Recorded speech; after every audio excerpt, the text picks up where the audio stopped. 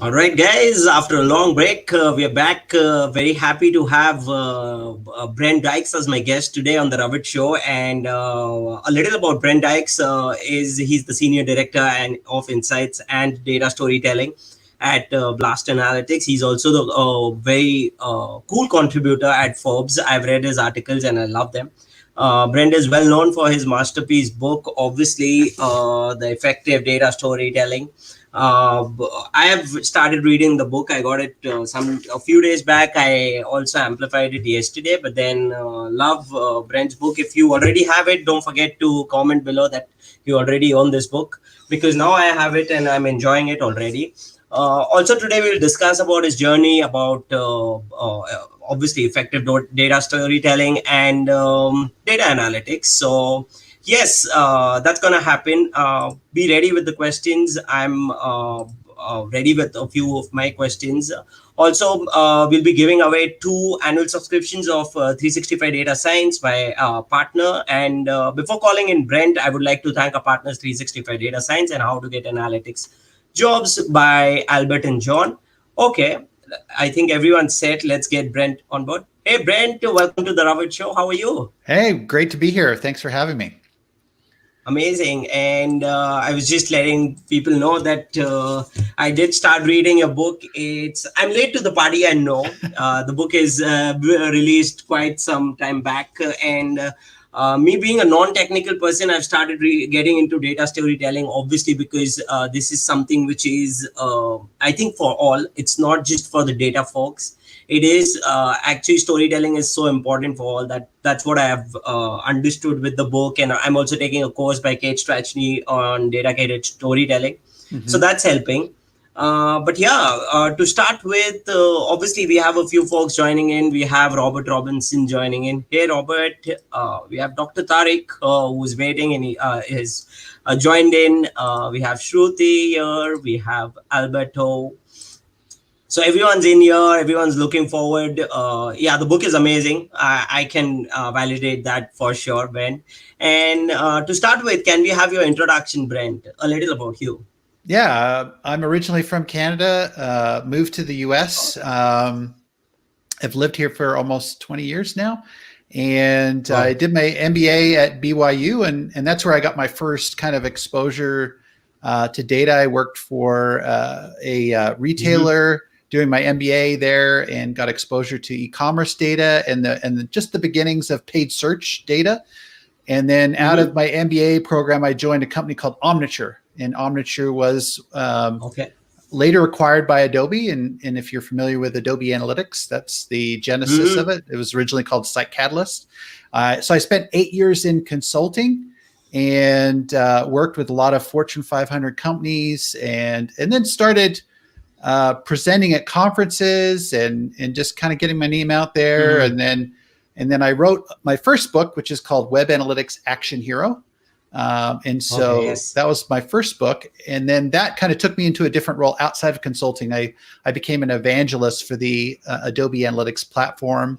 And then that meant I was speaking at more conferences. And that's when I first got exposure to data storytelling, because I've always been passionate about PowerPoint. I actually started a blog back in 2008 or 9 called PowerPointNinja.com. Still up. I haven't posted there in a long time because I've been distracted by analytics articles.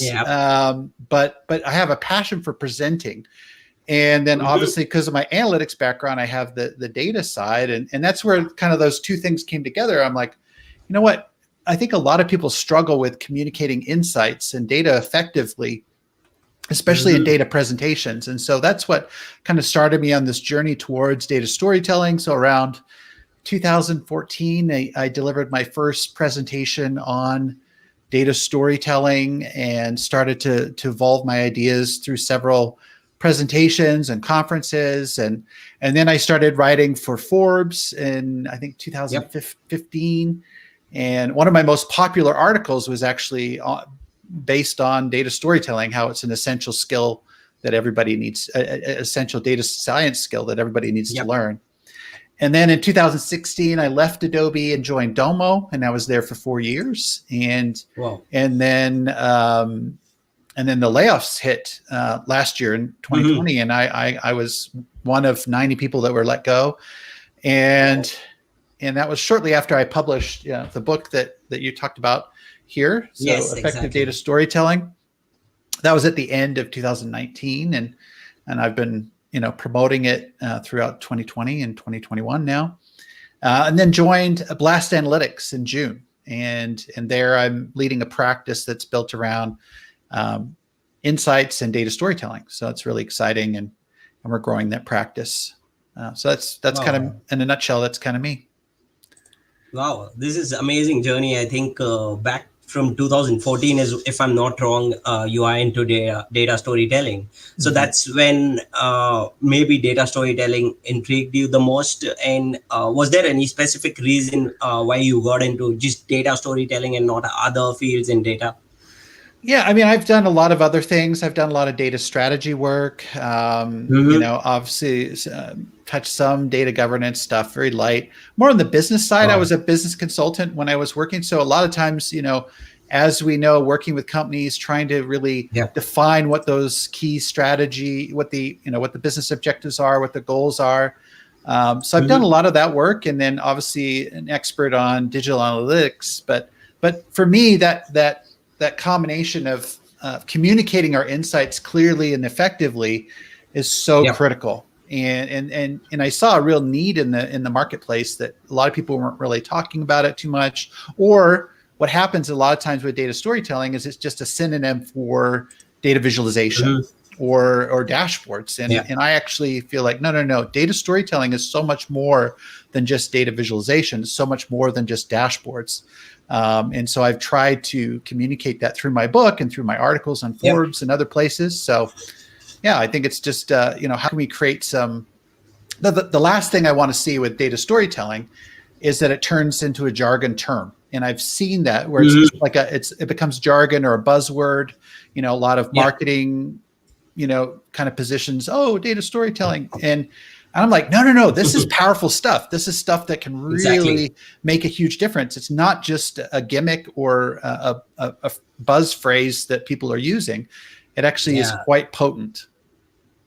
Yeah, exactly. And, exactly what I can feel is so relevant that you're talking right now, because through your book as well, when I get into those, there's a chapter on emotional intelligence and, where how it is actually important in today's world. It's not just another thing that you can learn easily.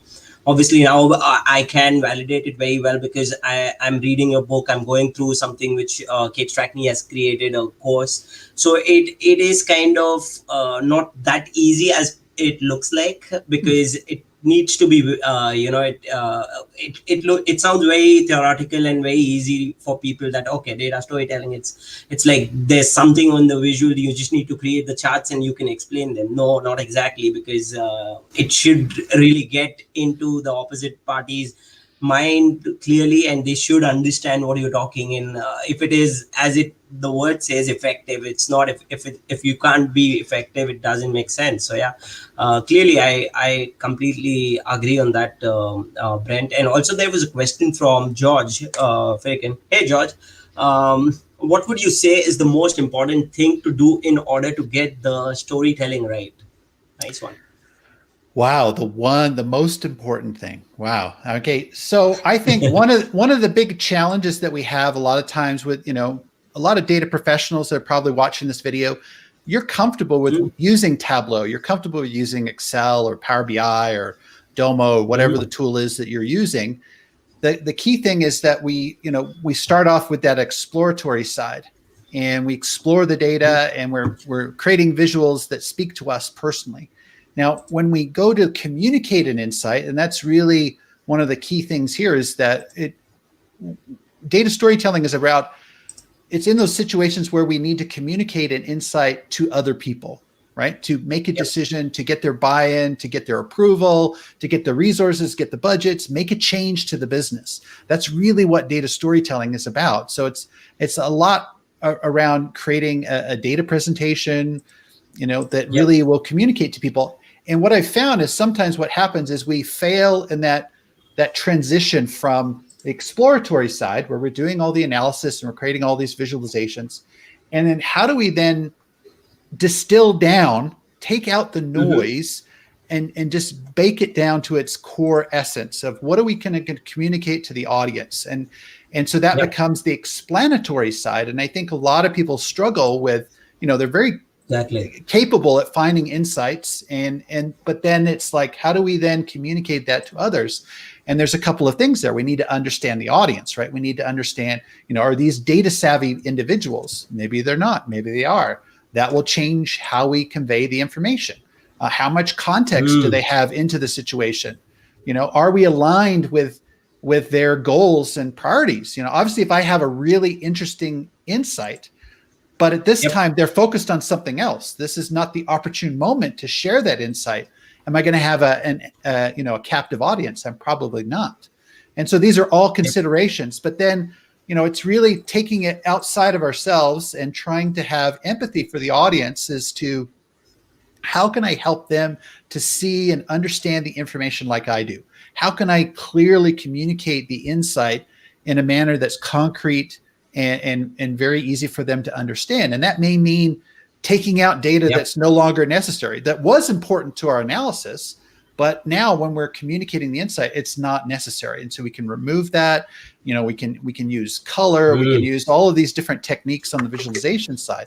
And then the other thing is narrative structure, and I think that's the one area that my book focuses on more than any other book that I've seen out there is really the power of story and understanding what makes a story a story. And so I introduce a data storytelling arc that basically can help you to then distill down what are those key insights in your data and how do you then structure them in a manner that's going to resonate with your audience. Yep, exactly. I think that makes a lot of sense, Brent. And also, since you were talking a little about the book, and obviously there was something that I read, like I was just talking about a chapter that I read, the psychology of data storytelling. Can you throw some light on this for our audience? And I always thought data storytelling was only about the data, but now when I started reading the book, obviously you focused on psychology of data storytelling. So what's about the perspective, and what exactly do you say by psychology of data storytelling? Yeah, I think for me, one of the, as I started to get into this topic and really try and learn more about it, was the surprise for me. I mean, I talk about Star Trek in my book. I talk about Spock, Captain Kirk, and Dr. McCoy. Now, if you're not familiar with Star Trek, Spock is basically half Vulcan, and the Vulcans believe in only logic and reason. Right? They basically shun all emotion. And so for me, I always kind of related with Spock because, here I am analyzing the data, kind of like he's like the data scientist of the Star Trek world, right? And so he's doing all this research, finding all these cool facts and figures. And then he would share that with the Captain Kirk. Now, on the other side, you have Dr. McCoy, and he kind of represents emotion. And, as an analyst myself, I was like, emotion, that just gets in the way. That's not important. And what neuroscientists have actually found is that decision-making is really influenced a lot by emotion, more so even than logic or reason. And so that's a challenge for us as analysts because we have the data, but then maybe we don't engage the audience on an emotional level. And that's where the storytelling comes in, because a lot of the times, and I talk about Daniel Kahneman, Thinking Fast and Slow. He introduces two concepts as System 1 and System 2. If you're not familiar with the book, System 1 is basically our intuition, right? That's how we kind of process information unconsciously. And then there's System 2, which is the conscious, thinking and analytical processing of the data. And one of the points of his book is a lot of times we don't appreciate how much of an influence and a role System 1 has in processing new information. and often Right. it's relied. He talks about system 2 being the lazy controller. Basically, it relies a lot on system 1 to pre-process a lot of the information. And the thing about system 1 is it's trying to make sense of the world around it, right? It's trying to make sense of all this data. And so what is it Right. doing? It's actually forming narratives. It's trying to put things into a nice narrative. And that's the thing about that I learned from data storytelling is in terms of psychology, rather than just dropping a bunch of random facts on somebody, if we can basically package it together in a coherent and concise and compelling story, all of a sudden Wow. that's what's going to really be powerful. That's going to really connect with the human brain. And so that's Mm. why the psychology and understanding why this stuff matters. And I think that's another key aspect of my book that I think is kind of a differentiator. As an analyst, I just want to Right. understand how this stuff works. I mean, I've seen a lot of experts say, "Oh, do this because it works," but then I'm like, "But why does it work? Why? Why is that So true. effective? Why does this?" And so for me, I had to answer. I had this curiosity about how does this stuff Hmm. work? Why does the human mind love stories and engage with stories? And then how can we take that Exactly. and apply it to how we share our insights? I think definitely, and it will. People who already own the book, I've spoken to a few of them, and they feel that it has just taken over because this is not being explained in any other book. And keeping that, those examples which you have already shared in the book are fantastic. So yeah, I would recommend for the audience who don't know what we're talking about. We're talking about effective data storytelling, Brent's book. So yeah, we'll be talking more about it. But before that, there's a question from Andrew Drinkwater. He's the founder of Played Analytics, so an analytics guy. How do you recommend that data professionals first learn and then continue to improve their data storytelling skills? Yep. Yeah, I mean, I think it's like every skill, you've got to put it into practice, right? Look for opportunities to do. Here's the first thing. I've talked to a lot of analytics professionals, and what are they doing? They're doing a lot of Mm, reporting. They're doing a lot of building dashboards. They might be building Python scripts and different things like that. But how much time is actually spent on doing analysis? And I was actually shocked. I've been interviewing for kind of like people for my team. I'm looking for right. people who've done analysis and have then told data stories. And one of the shocking things for me was how few people actually do analysis as part of the role. So I would say the first thing you want to do is carve out time. Maybe you Mm, have to do a lot of reporting. You have to, and that doesn't go away. That's a part of analytics, right? We have to do the yep. reporting. We have to monitor the business, monitor the performance. But I think if you can carve out some time to do some dedicated analysis, okay, because data stories don't. If you don't have an insight, then there's nothing to share. So that's the first thing. So So true. I would carve out time to do analysis and do analysis on a regular basis. That's the first thing. And then, it may be where you're a little bit nervous about taking a big idea to the executives or to your manager, whatever. Share it with a coworker, share it Yeah. with your team, start to practice how at that level. And then when you build up the confidence to then say, hey, I've really got something here. This could have an impact on our team or our department or our company as a whole. Then you may want to share it up. But that doesn't mean that you're not sharing it with other coworkers or other people along the way, Mm, getting their feedback. A lot of times it's hard for us because of the curse of knowledge to yep. not to not see it the way we already see it. Right? It's hard to unknow what we know. But when we share it with other people and we get their feedback, they might point out things. You know what? This isn't clear here. Or do we really need all of this time? I Yeah. mean, you've got a trend here for 2 years. We don't need a 2 year trend. Let's just cut it back to the Hmm. last 6 months. That's really where your story begins. So that kind of Okay. feedback can be really good.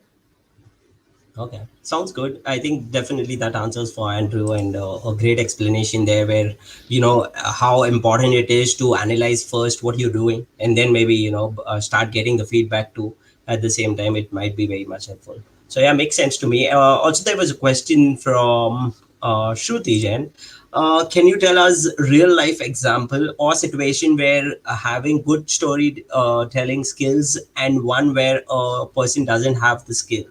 Okay, so what she means is, I think a situation where one good storytelling was there, and one where there's no skill in data storytelling. Yeah, I was having it was at a meetup. I was actually in Hong Kong, and I was meeting with a Yep. bunch of Domo customers at the time. One of these customers, we started talking about data storytelling, and Hmm. he said, you know what, I kind of felt like data storytelling was kind of gimmicky.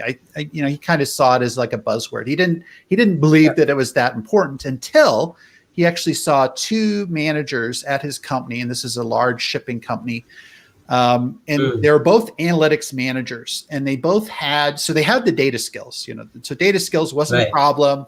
Visualization skills, not a problem, but it was the communication of their ideas. So they both had proposals or projects that they wanted to get funded internally. And so one Yep. guy had a project where he wanted to get funding for maybe it was like $100,000, and then the other Mhm. guy had a multi-million-dollar proposal that he needed to get funding. Now, this analyst noticed the difference between how these two managers went about it. One was very savvy at telling a data story for his Right. multi-million-dollar opportunity, whereas the other guy really struggled to communicate his ideas or his insight effectively. And Yep. so what this analyst saw was this one manager was able to get multi-million-dollar funding for his project, for his initiative, whereas this guy who had a very smaller budget and a smaller request couldn't get his funding from the executives. And so for Hmm. him, this kind of cemented in him like the importance of being able to really form a story and tell it clearly and communicate it, Yep. in this case, up within the organization. So that's a tale of two data stories. One failed miserably because the guy really couldn't build a data story for it, and the other one did, and then he reaped the benefits. He was able to launch this Hmm. initiative internally, that required a big investment by his company. Yes, exactly. And I think that also solves the myth for everyone here, where people think if it's just a buzzword. I don't think people anymore think data storytelling is a buzzword, though. Maybe in the initial stage back in 2014, or maybe just when it started, it felt like, okay, data storytelling, it's not that important. Now people know the importance of storytelling and how it Right. is important to convey the message right and convey the data right. So yeah, that's there. Also, there was a follow up from Andrew about the last question, obviously. So true, Brent. Lots of report building, not enough time on analysis. Very important to set aside some time to understand why in the data. So yeah, amazing one. Okay, Brent. Also, quick question from my end. I've always been one of the persons. I've heard you at conferences. I have seen you, on podcast and all of those things. And I Mhm. always had this question in mind: who has been your inspiration in the data storytelling field, or just in the storytelling field, and why? Yeah, I think when I started getting into, as I started to kind of form my ideas around data storytelling, Mm-hmm. I one of the books that stood out for me was it's not a data book by any means, but it's a book by Chip and Dan Heath called Made to Stick, and it's really a book about business communication. Okay. And that I read that book earlier in my career, and it talks about the power of stories compared to data Mm-hmm. and statistics. And there's a couple of examples in there that I often share. One was actually Chip Heath. He's a professor at Stanford University, and he has a communication class Mm-hmm. with undergrad students. And Oh. he puts them through an exercise where he gives them a bunch of data on a topic, and then they take a position, and they use the data points to communicate, create basically a short presentation using the data. Mm-hmm. And so he divides up the class into these small groups. They go through this process of sharing, a short data presentation. Now, a little side note here is 1 in 10 of those students will actually incorporate a short anecdote or story Yep. into their presentation. And so anyways, they go through this process, they share, they kind of give feedback, they think the exercise is over. And then 10 minutes later, he comes back to them and he asks them, how many of you remember any of the statistics that were shared? And the interesting finding is that he found that only 5% of the audience could remember any of the statistics, but 63% of them could remember the stories. And so this kind of showed, how memorable stories are. And then the other example that they share in that book was an example it was a study done at Carnegie Mellon University, where they asked students to take a technology survey. And then when they've taken the technology survey, they paid them 5 $1 bills. And this is actually where the experiment begins, because at that point they say, hey, we've got this charity, Save the Children charity, a real charity. And they said, would you like to donate some of your funds to this charity? And so they had 2 versions of this brochure pamphlet on the charity. And one version had a lot of data about the suffering of kids in Africa, talking about, due to poverty or war or famine. And it had a lot of data and statistics. And then they had another version that just focused on one kid and her family. Her name was Rokia, and she's a 7-year-old girl from Mali, and talked about her struggles and how, trying to make ends meet. And then when they looked at the data to see which version was more effective at getting donations, the version that focused on the story outperformed the data one by double the amount of average donations. Oh, my. So again, very persuasive. So for me, those 2 stories taken from that book were very good. I think the other kind of more data centric, I really like Stephen Few. I'm a big fan of Stephen Few and his work on data visualization. Definitely an expert there. Tufte's got a lot of good stuff as well. And then there's obviously a lot of great people out there that I admire. Jordan Morrow and Jason Krantz and other people like that are very, very sharp with data strategy and the business of data. Sounds so cool. I think George says enjoying these stories about stories. That's so true, George. Also, talking about a little about visualization, obviously there's a question a bit technical from Aniket Mitra. What are some of the most widely used graphs like pie chart, bar chart, etc., used for effective story telling, and what are some of the graphs we should avoid to make things confusing, complex for the audiences?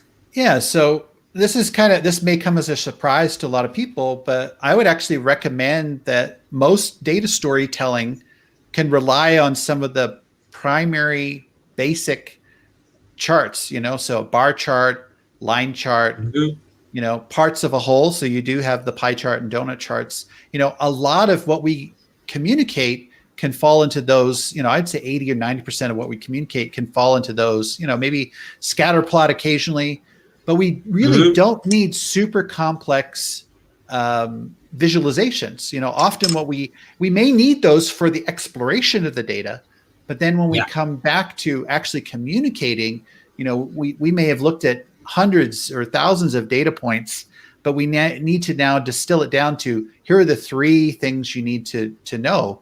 And so a lot of times we may not need a fancy visualization, a line chart, a bar chart, a simple pie chart. And again, I know pie charts, we don't want to get beyond 5 slices and all that kind of stuff, but I'm not anti pie chart. I think they serve a purpose. Sometimes they can be very effective at communicating something. Now, obviously, one of the things I talk about in my book is choosing the right visualization for what you're trying to communicate. It goes back to the message. What is the message we're trying to convey? And then looking at it, rather than saying, well, I built this chart when I was exploring the data and analyzing data, that's what I'm going to use. Well, we have to stop and pause and say, wait a second, is this chart still the best chart to explain the data to somebody else? And that's where, so often I think, the basic charts, we don't need to go beyond those a lot of the time, and there may be situations where we do have a very complex chart, and then we have to take, different approaches because we're trying to explain it. So that might be where we're breaking it down into, we might stagger it where we show part of the information on one slide, and then we go to the next slide, we reveal a little bit more information, or we zoom in, so we might break down that complex chart into almost like scenes, separate scenes where we divide it up. But yeah, to answer the question from Aniket, I think a lot of time you don't have to over engineer what you're communicating. We want to make it as easy for people to see our insights. And so that may mean going to a very basic chart. Yes, I think definitely, going out for something which is basic and something which looks very easy. I think it is very easy to convey the message as well. And it gets much more easier to tell a story, I think. So yeah, definitely makes sense. A nice question from Aniket, definitely. And there was a question from Raymond Tan as well. What are some of the key techniques of data storytelling you like implementing?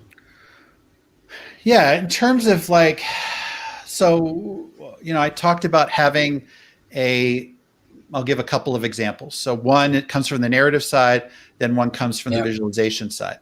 So from the narrative side, I think it's really good to have kind of a framework or something that you can follow to kind of, because often what we do when we come out of our analysis, we've got lots of interesting things, lots of data points that we came across as we were trying to, we found our insight.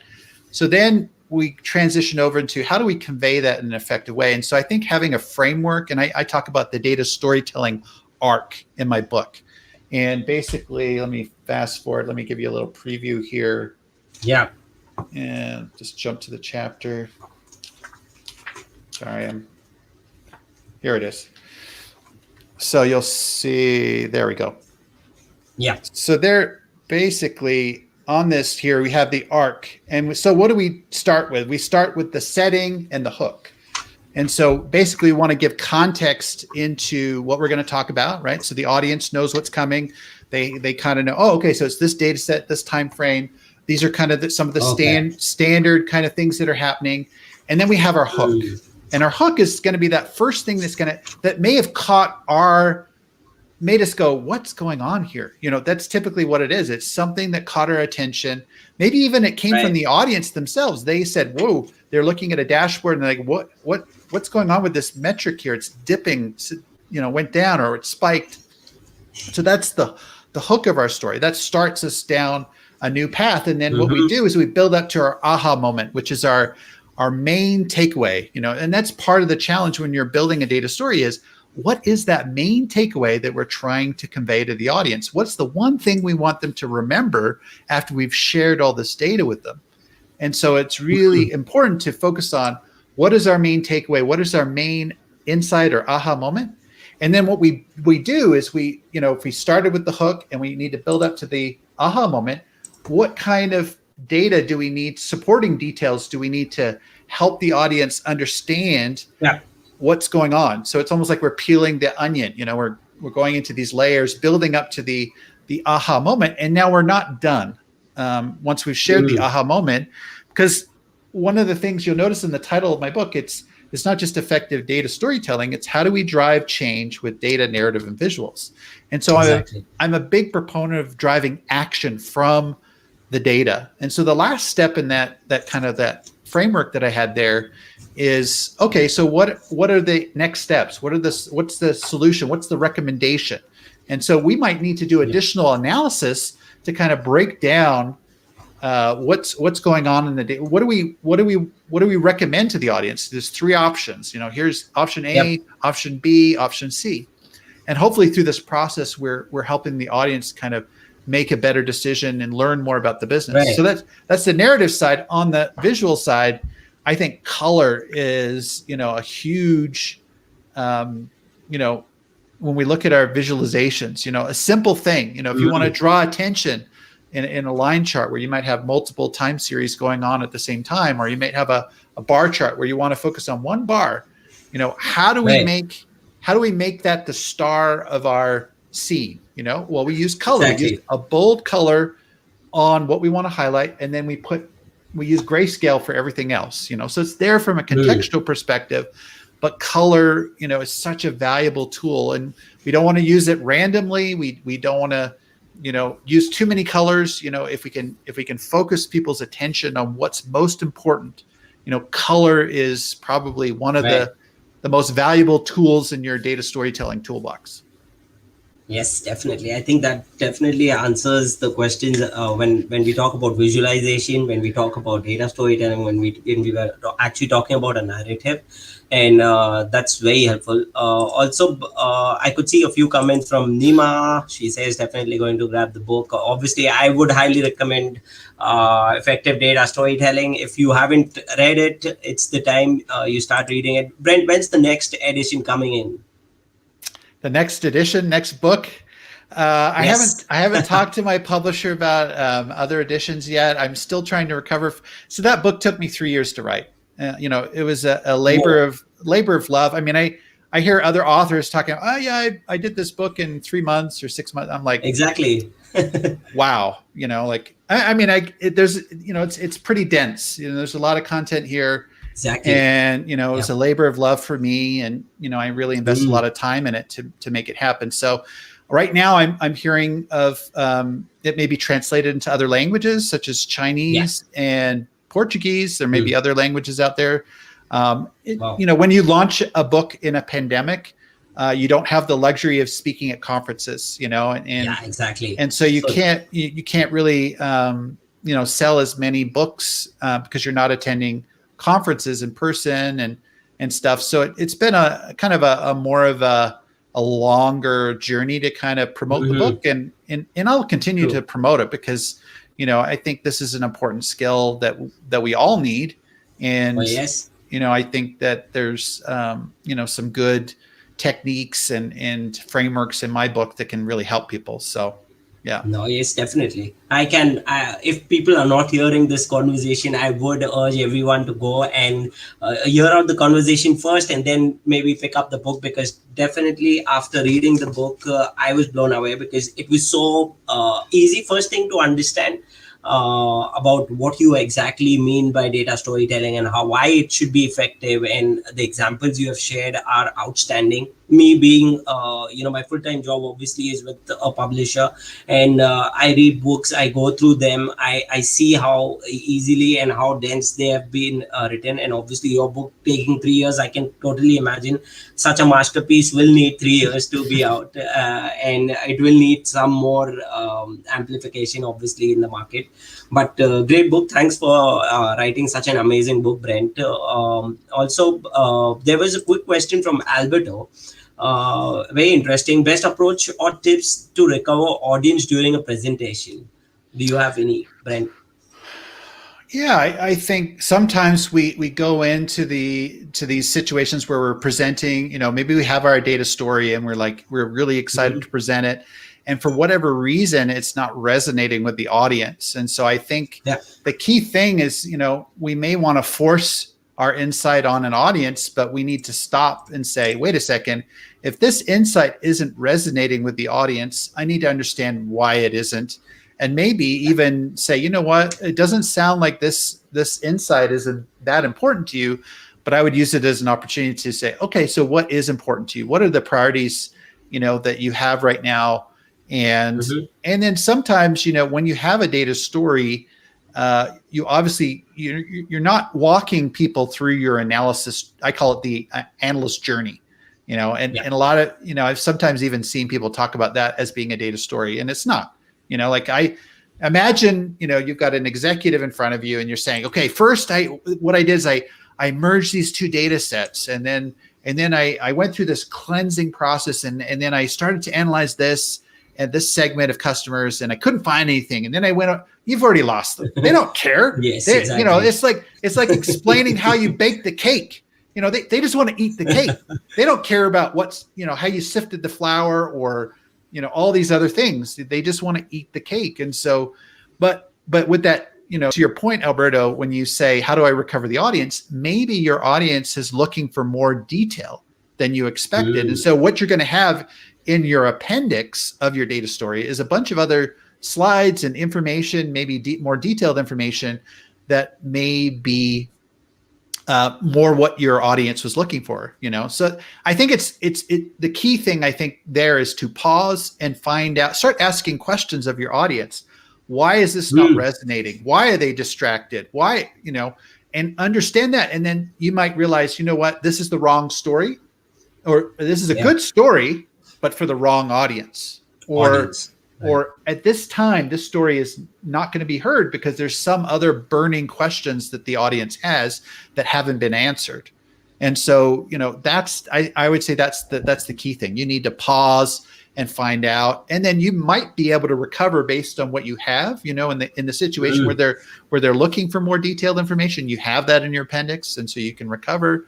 Or maybe you take the opportunity that you have and say, let's have a discussion about maybe where the next analysis needs to go. If this is not resonating, let's talk about what would, and use it as a discovery opportunity to learn about where you could do further analysis and where you could maybe bring something that's more meaningful to your audience. Oh, yes, exactly. I think that would definitely help Alberto to get back and recover the audience when you talk about obviously asking the right questions to the right audience would make more sense. Or maybe, talking about a story which would be for the right audience. It matters a lot. And also, since we are talking about questions and audience here, there was a question from Taruna Portra. Before getting good at storytelling, it is important to know how to ask the right questions from the data. Obviously, how do you train people to first know what questions to ask to become better at storytelling? Yeah, that's actually basically the three main pillars of my book. I mean, aside from the introduction and the psychology, is I go into data, narrative, and visuals. And so we haven't talked about the data chapter yet, but in the data chapter, that's what I kind of view data like a labyrinth, right? We can go into the labyrinth and get lost. And so what do we need? We need a GPS. We need a compass. We need some kind of guide because, there's more data than we can analyze, in our lifetime.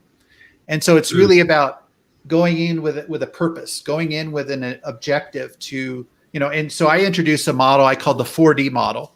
And basically it's built around an audience and saying, okay, if we know we're presenting to the CMO or we're presenting to the CFO or we're presenting to the, chief operations officer, COO, whoever that audience is, we need to know what's important to them. What is their focus? Okay. So once we have that audience in mind, let's say it's the CMO. Okay. And we know that she's really interested in certain things. And so there's 4 dimensions, the 4Ds. So the first dimension is what problem does she have? What, maybe one problem, might be multiple problems, but what are the problems she's trying to solve today? That's what she's focused on. Okay. So we now know there's a key problem that she has with lead generation. Sales is complaining that they're not generating enough leads. Okay. So that's the first thing. The next thing is, what is the outcome that she's trying to drive? So she may have a target, a goal that she's trying to reach with her lead generation. She might say, for this quarter, we need to double the number of leads that we're generating so I can shut up the chief revenue officer. And so now we know, okay, so she's trying to double the number of leads. Okay, so now we're starting to get some context here. Now the next question is, what actions is she and her team doing to achieve this objective, to get to this future state that's desirable? And so then we might look at, okay, well, they're really focused on doing a lot more digital kind of marketing because, COVID and all that, it's got to shift to more digital. Maybe they're going to start doing some online events and virtual events. And so that's a big thing. And maybe they're reevaluating some of their vendors, their agency partners. Okay, so now we've got some targets in terms of these are the specific areas that she's investing budget, that she's got resources to. These are areas that are going to be in her purview and really top of mind for her.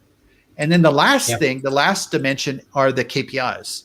So, okay, well, it might be cost per lead. It might be number of leads. It might be how many, leads to opportunities, all those kinds of things that help to kind of frame out what she's trying to do.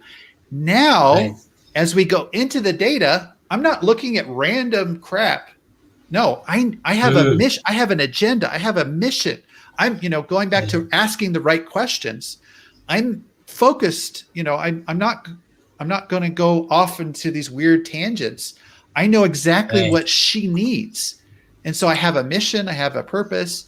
And so that's why I have the right questions. And then what that gives me is then I'm going to have insights that she's going to care about, that she's going to want Mm. to hear. She's going to want to hear my story, my data story. Yes. And so I think that's the key thing. You got to have kind of a construct or something that's going to help you as you go into Mm. the data, because there's again, as I said earlier, there's more data that we can analyze in our lifetimes, and so it's really Mm-hmm. about prioritizing, right?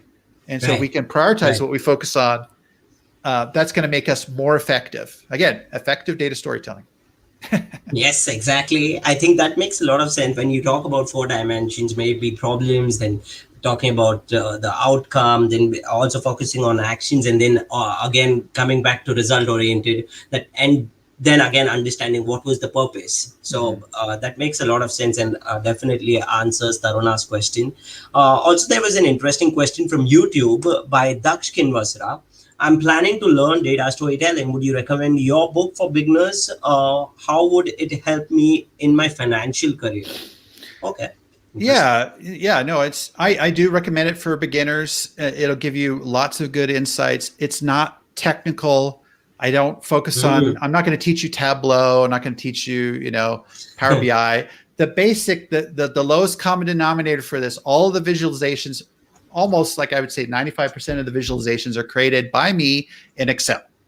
So these are, I feel like Excel is a ubiquitous tool, and Yes. people, anybody has access to Excel, and a lot of the principles then, you might say, well, I'm big into Tableau. Well, it translates. A lot of what I teach and these are principles that are, it doesn't matter what platform you're on. So absolutely, I think it is a great book for beginners. And then in terms of finance, I would Yes. say besides analytics teams that I've talked a lot to, I think the next biggest audience that I've talked to in terms of data storytelling are actual people in finance. A lot of I've done a lot of presentations to finance teams, and often the people asking for me to present on data storytelling are the executives, the CFOs, and Exactly.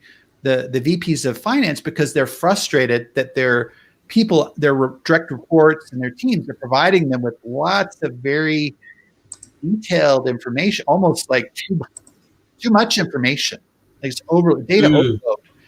And what they want their teams to understand and appreciate, especially as the CFO asks these people, the people in his Exactly. finance team to present to other business teams, is like you got to distill it down to a core Yeah. message, core communication, and so they're really interested in improving the data storytelling skills of their finance teams. Fantastic. I think that very well ties in the earlier answer that you said, Brent, that you need to prioritize your data very well, and that is a big problem, not only for executives but also for people who are in data. That you need to understand that this is the data, and you need to prioritize this, and you need to put the crux in front of the audience, and it is very much easier for them to understand. So that makes a lot of sense. Also, since we were talking a little about future, there was a question from Asta Mujmar. How can you see the future of data storytelling in the coming 3 to 4 years? Yeah, I think it's a skill set that more people will pick up, and Yeah. that we'll see more and more people kind of practicing good data storytelling. So I'm hopeful that, and one of the things, kind of with this new expertise, you might see some organizations kind of establish data storytellers within their business.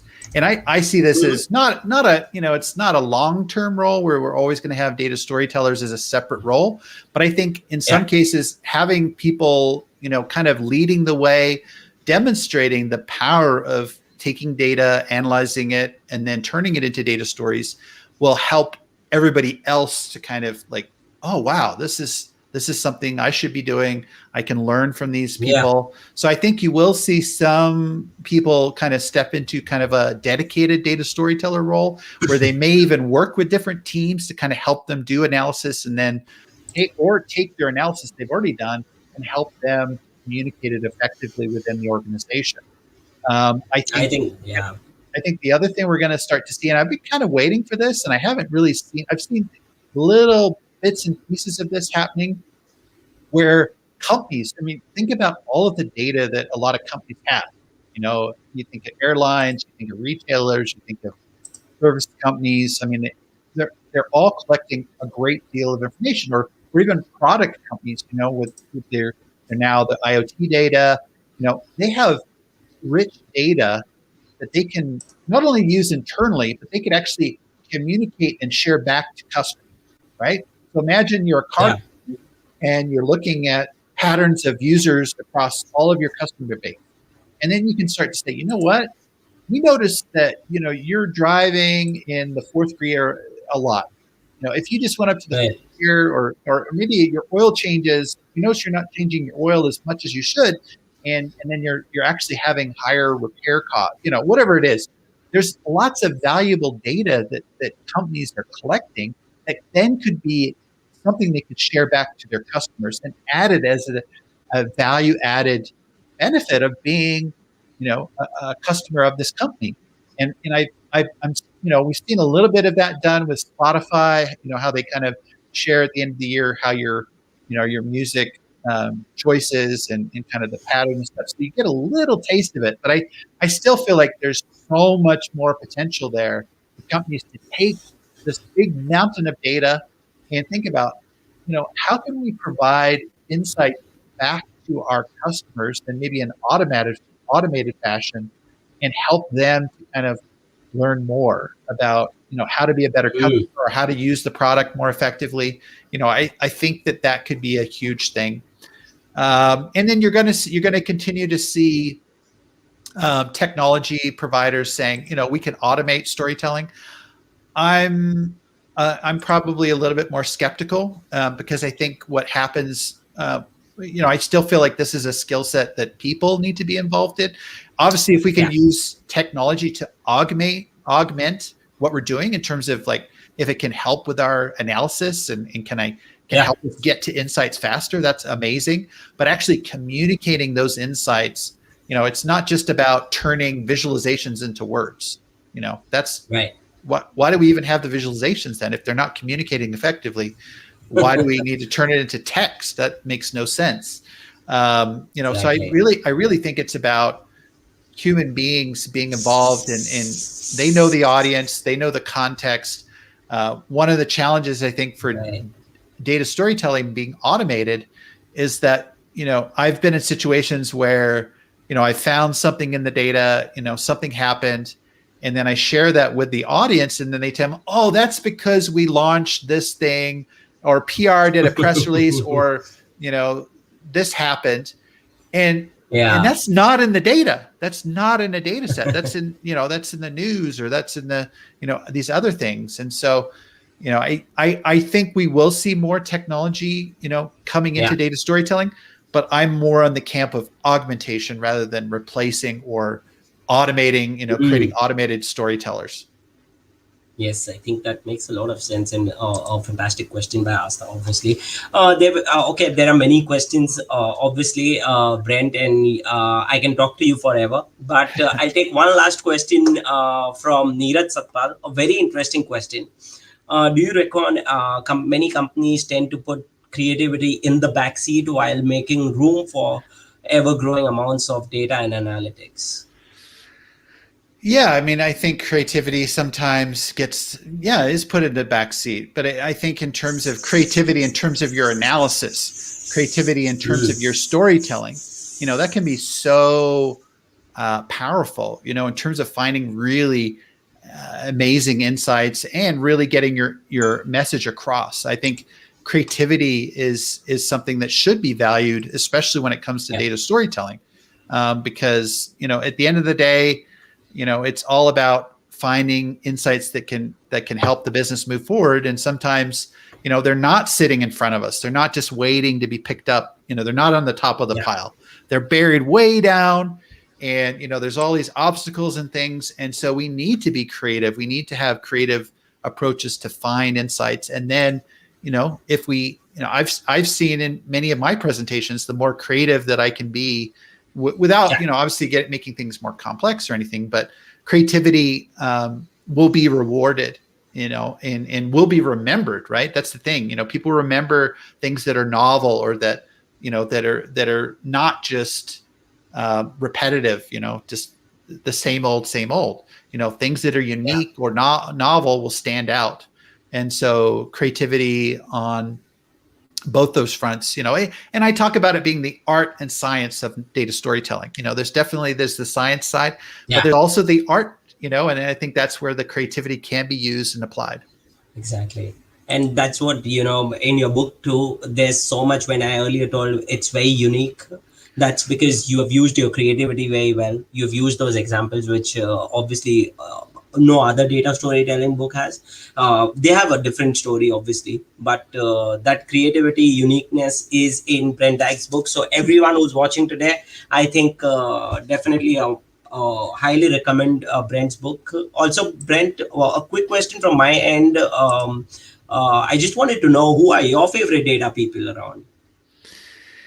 Yeah, I mean, I really admire Thomas Davenport. He's done a lot of work, like competing on analytics and analytics at work. I mean, he's a great thought leader.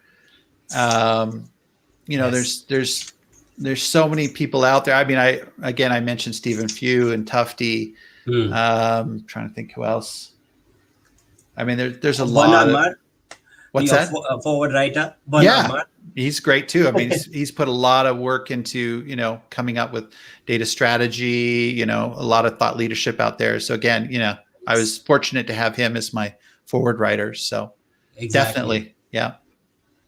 But fantastic talking to you. But Brent, a quick question for the audience, actually, that I would ask you is, where can we find you? If people want to reach out to you, where can they find you? Which is the best place? Yeah, probably LinkedIn. Connect with me on LinkedIn. Okay. That's a great place. You can, if you're interested in my book and you're kind of on the fence, you can go to effectivedatastorytelling.com and you can see my book there. And, I'll be launching a course in probably the coming months that'll be based on the material in my book. So you can, I'll have announcements and things when that's available. And so if you want to upskill your data storytelling skills, that's coming. I'm also offering next week, this is through my company, Blast Analytics. I'm offering a masterclass. It's more of a live presentation. We'll be doing an hour and a half for 4 weeks. And so you can go check that out. That's at blastanalytics.com. I think we'll be closing signups pretty soon, but I think we're still accepting registrations for that. So yeah, there's different ways to connect with me, and I'm excited to be out there and evangelizing the power of data storytelling.